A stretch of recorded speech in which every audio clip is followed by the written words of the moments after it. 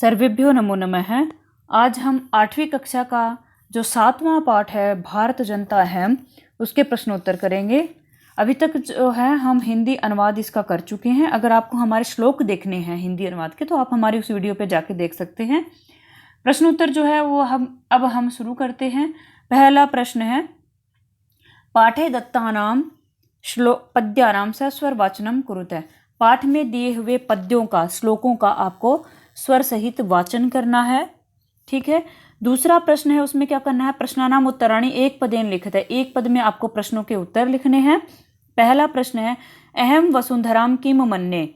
मैं वसुंधरा को क्या मानता हूँ, मतलब जो भारत जनता है वो क्या मानती है, तो वसुंधरा को वो परिवार मानती है। उत्तर यहाँ पे लिखा है कुटुंबम। अगला प्रश्न है, मम सहजा प्रकृति का अस्ति। मेरी स्वाभाविक जो प्रकृति है, सहज स्वभाव जो है वो मेरा क्या है, वो है दोस्ती कर लेना। तो उत्तर यहाँ पे लिखा है मैत्री। तीसरा प्रश्न है, अहम कस्मात् कठिना भारत जनता अस्मि।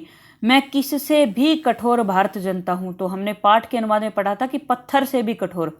उत्तर यहाँ पे लिखा है कुलिशाद। कुलिश का अर्थ होता है पत्थर। फिर चौथा प्रश्न है, अहम मित्रस्य चक्षुषा किम पश्यन्ति भारत जनता अस्मि। मैं मित्र की नज़र से किसको देखती हुई भारत की जनता हूँ। तो मित्र की दृष्टि से किसको देखती है भारत की जनता? भारत की जनता संसार को देखती है। घ का उत्तर हमने यहाँ पे लिखा हुआ है कि संसार को जो है वो मित्र की दृष्टि से देखती है। अब हम दूसरा प्रश्न देखते हैं। तीसरा प्रश्न देखते हैं, दूसरा हम देख चुके हैं। तीसरे प्रश्न में प्रश्नानाम उत्तराणि पूर्ण वाक्य ने लिखित है। प्रश्नों के उत्तर जो है वो आपको पूरे वाक्य में लिखने हैं। पहला प्रश्न है, भारत जनता अहम कई परिपूर्णता अस्ति। मैं भारत की जनता हूँ किससे परिपूर्ण हूँ। तो भारत की परिपूर्णता का अर्थ पवित्र, कि मैं भारत की जनता किससे पवित्र हूँ। तो हमने पाठ की हिंदी में पढ़ा था कि अध्यात्म रूपी जो अमृत की नदियाँ हैं उसमें स्नान करने से पवित्र है। अध्यात्म रूपी अमृत की नदियाँ, यानी कि भगवान की आराधना करते रहते हैं, बहुत सारे धर्म हैं हमारे देश में, तो उसको अध्यात्म कहते हैं। ठीक है। पहला प्रश्न का उत्तर हमने यहाँ लिखा है, भारत जनता अहम अध्यात्म सुधा तटीनी स्नानई परिपूरिता अस्मि। अगला प्रश्न है, समम जगत कथम मुग्धम अस्ति। पूरा संसार जो है वो कैसे मोहित है, क्यों मोहित है भारत की जनता से, क्योंकि किस प्रकार से मोहित है। तो दूसरा प्रश्न यहाँ पे, समम जगत पूरा संसार, मम काव्य मेरी कविताओं से, गीतई गीतों से, नृत्य और नृत्य से मुग्धम अस्ति मोहित है। यानी कि भारत के जो काव्य है, कविता है, गीत है और नृत्य है, उनसे सारा संसार जो है वो मोहित है, यानी कि पूरे संसार के मन को मोह लिया है। अगला गए, अहम किम किम चिनोमि। मैं क्या क्या चुनता हूँ। तो यहाँ पे लिखा, अहम श्रेय प्रेयश्च उभयम चिनोमि। मैं जो प्यारा है और जो कल्याणकारी है, श्रेय मतलब कल्याणकारी है, दोनों का ही चुनाव करती हूँ। ये उत्तर है इसका। फिर गए, अहम कुत्र सदा दृश्य। मैं हमेशा कहाँ दिखाई देती हूँ। तो इसका जो श्लोक में था वो ये था कि मैं पूरे संसार में दिखाई देती हूँ। तो इसका उत्तर होगा, अहम विश्वस्मिन् जगति सदा दृश्य। मैं पूरे संसार में हमेशा दिखाई देती हूँ। फिर है आखिरी प्रश्न है, मम जगत समम जगत कई कई मुग्धम अस्ति। पूरा संसार जो है वो किस किस चीज से जो है वो मोहित है। तो समम जगत मम गीतई नृत्य काव्यश्च मुग्धम अस्ति। गीत से, नृत्य से और काव्य से मोहित है। जो ख है और जो ग आखिरी, दूसरा और जो आखिरी प्रश्न है उसका उत्तर एक जैसा है, सेम है। चौथा प्रश्न देखते हैं। चौथे प्रश्न में आपको संधि विच्छेद करना है। संधि विच्छेद में भी आपको क्या दिया गया है, पहला जैसे कि क है उसके तो आपको दोनों लिखे दे दिए गए हैं। आगे जो है एक लिखा गया है, एक आपको लिखना है। तो यहाँ पे तो ये बहुत ही आसान हो जाता है कि आपको शब्द दे दिया, उसमें से एक शब्द संधि विच्छेद करके भी दे दिया, आपको दूसरा निकालना है। तो पहला हम देखते हैं, जैसे कि पहला है विनयोपेता। विनयोपेता, इसका है विनय प्लस उपेता। यहाँ से ये संधि विच्छेद होगा। यहाँ पे गुण संधि है, विनय के य में है ए और उपेता का उ। दोनों मिलकर के क्या बन जाएंगे, दोनों मिलकर के बन जाएंगे ओ, और ये हो जाएगी गुण संधि। तो यहाँ पे देखिए आप, ये में विनयोपेता में ओ की मात्रा लगी हुई है यहाँ पे। ठीक है। अगला शब्द है कुसुमाद अपि। ठीक है। तो इसका जो संधि विच्छेद होगा वो होगा कुसुमाद अपि। ठीक है। कुसुम से भी, ऐसा संधि विच्छेद होगा इसका। द जो है वो आधा है, यहाँ पे व्यंजन संधि है और इसमें अपी का ए मिल करके ये द यहाँ पे पूरा हो गया। अगला है ग चिनोमि उभयम। इसका हमने जब श्लोक की हिंदी करी थी तब भी हमने ये संधि बहुत अच्छे से समझाई थी। चिनोमि उभयम शब्द है, चिनोमि यहाँ पे लिखा हुआ है, आपको केवल एक शब्द छांटना है, वो हम आपका यहाँ से बनेगा उभयम। ठीक है, अब संधि यहाँ पे कौन सी है, यहाँ पे यण संधि है। चिनोमी की जो मी है, मी में है ई, ठीक है, और उभयम का पहला अक्षर उ, तो ई जो है ई को बन जाएगा य, और जो य होगा वो आधा होगा, और उस आधे य में उ की मात्रा जैसे ही लगेगी तो शब्द बन जाएगा चिनोम्य उभयम, चिनोम्य उभयम। अगला है नृत्यैर्मुग्धम। इसमें से मुग्धम आपका छांट के लिख दिया गया है, और मुग्धम छांटते ही आपके पास क्या बच गया, नृत्य तो बचा ही बचा, नृत्य के साथ मुग्धम के ऊपर मैं के ऊपर जो रै था वो भी आपका बच गया।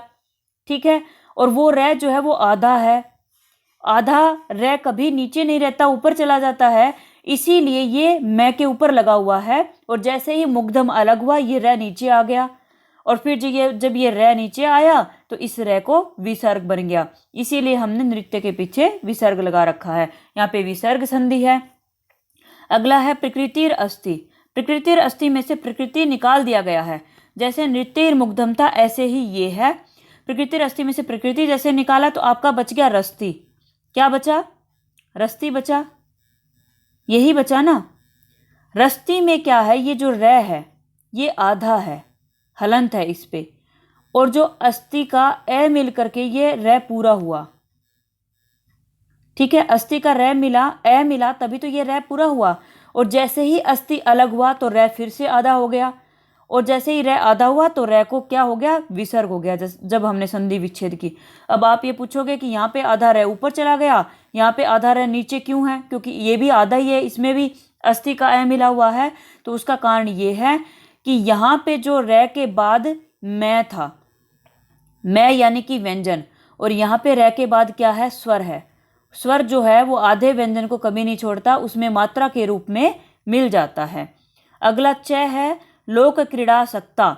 लोक क्रीड़ा सक्ता में से आपका लोक क्रीड़ा निकाल दिया गया है, फिर तो कुछ बचता ही नहीं है, आपके पास सक्ता बचता है एक तरह से। ठीक है, क्योंकि क्रीड़ा में भी तो आ है, क्रीड़ा का आ, लेकिन सक्ता कोई शब्द है ही नहीं, शब्द होता है आसक्ता।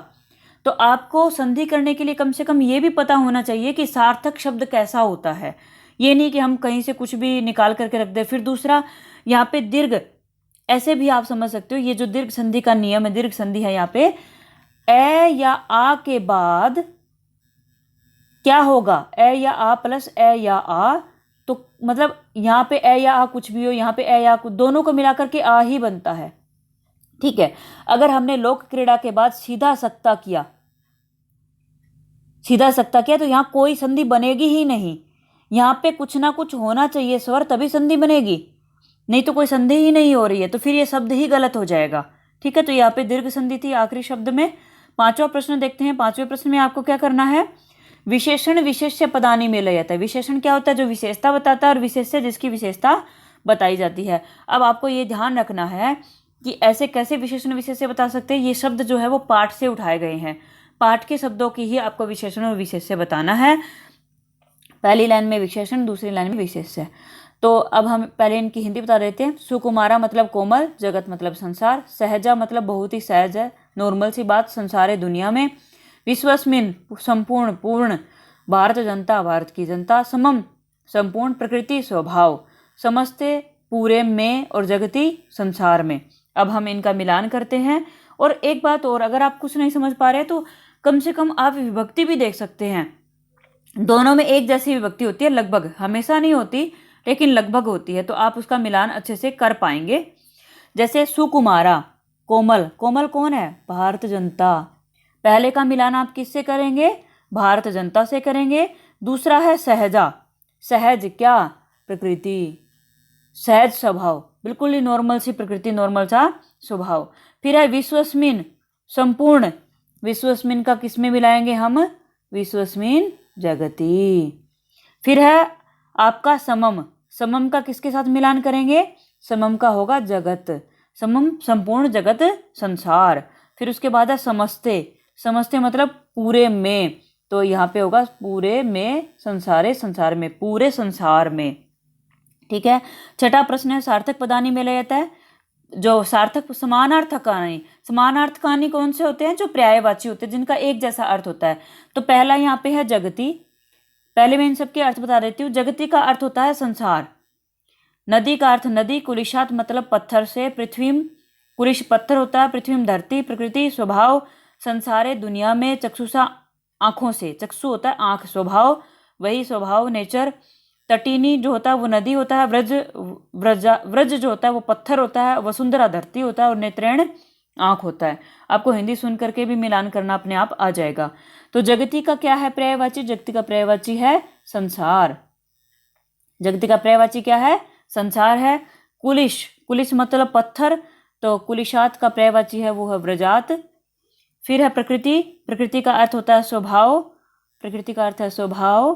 फिर है चक्षुषा। चक्षुषा का अर्थ क्या होता है? चक्षु क्या होता है? आंख होता है। तो चक्षुषा का आप अब किसके साथ मिलान करेंगे? नेत्रेण। लास्ट में लिखा हुआ है नेत्रेण। ठीक है।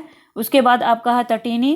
तटीनी का अर्थ हमने बार बार बताया है, वो होता है नदी। फिर आखिरी बचता है वसुंधराम। वसुंधरा का अर्थ क्या होता है? धरती। तो वसुंधरा का पर्यायवाची जो होगा वो होगा पृथ्वी। इस प्रकार हमने पांचवा छठा प्रश्न कर लिया है। सातवां प्रश्न, आखिरी प्रश्न इस पाठ का देखते हैं। उचित कथनानाम समक्षम आम, अनुचित कथनानाम समक्षम न। यानी कि सही कथन के सामने हाँ लिखना है और गलत कथन के सामने न नहीं लिखना है। ठीक है। तो अभी हम शुरू करते हैं। पहला है अहम परिवारस्य चक्षुषा संसारम पश्यामि। मैं परिवार की आंखों से संसार को देखता हूँ। ये गलत है। परिवार की आंखों से नहीं था, मित्रता की आंखों से, दोस्ती की आंखों से। ठीक है, मित्र की आंखों से देखता है। तो ये जो है वो गलत है। गलत के सामने आपको क्या लिखना है? न। आप न लिख देंगे इसके सामने। अगला हम देखते हैं समम जगत मम काव्य मुग्धम अस्ति। पूरा संसार जो है वो मेरी कविताओं से मोहित है। तो ये आपका सही है। तो सही के सामने आप क्या लिखेंगे? आम लिख देंगे। ठीक है, आम। मैं पे हलंत है। फिर गै अहम अविवेका भारत जनता अस्मि। मैं जो है अविवेकी भारत जनता। अविवेकी क्या होता है? जिसमें विवेक नहीं होती, सोचने समझने की शक्ति नहीं होती। तो ये गलत है। भारत की जनता जो है वो विवेकी है। गलत है। तो इसके सामने हम क्या लिखेंगे? न। फिर है अहम वसुंधराम कुटुंबम मन्ने मन्ने। मैं वसुंधराम धरती को कुटुंबम परिवार नहीं मन्ने मानती हूँ। मैं धरती को परिवार नहीं मानती हूँ। क्या ये सही है? गलत है। मैं धरती को परिवार मानती हूँ। न की वजह से ये वाक्य हो गया गलत और आप इसके सामने लिखेंगे न। फिर अगला आखिरी है अहम विज्ञान धना ज्ञान धना च अस्मि। मैं विज्ञान में धनी हूँ और ज्ञान में धनी हूँ। तो ये सही है।